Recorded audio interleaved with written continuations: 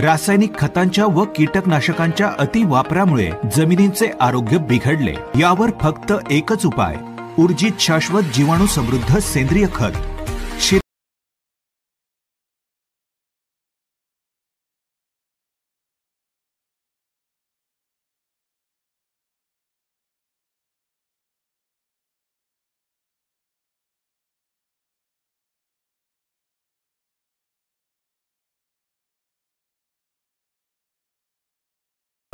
अधिकृत वितरक काजवा शेतकरी सेवा केंद्र पणदूर।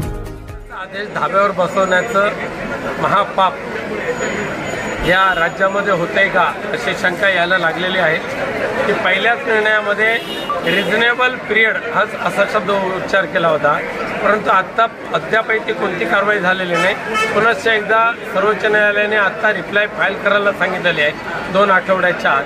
म्हणजे मला जर विचारलं तर सर्वोच्च न्यायालयाने आदेशच द्यायला पाहिजे होता त्यांना की 2 आठवड्याच्या आत निर्णय घ्या म्हणून, पण तरी सुद्धा रिप्लाय फाईल करायचा त्यांनी आदेश दिला असेल। बघू काय होतंय ते। मंत्रिमंडळ विस्तारावरून शिंदे गटामध्ये नाराजी आहे, अजितदादांना अर्ध खातं दिले जाते, कुठेतरी ही नाराजी आहे ती काय कुठपर्यंत नाराजी जाईल?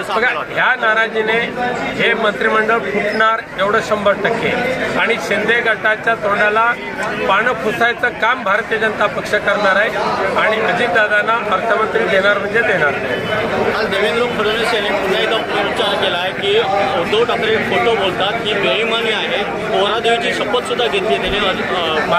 माझं देवेंद्र फडणवीसना आव्हान आहे, हिम्मत असेल तर पोहरादेवीला जा, पोहरादेवीच्या पायावर हात ठेवा आणि सांगा उद्धवजी ठाकरे खरं बोलतायत की खोटं बोलतायत।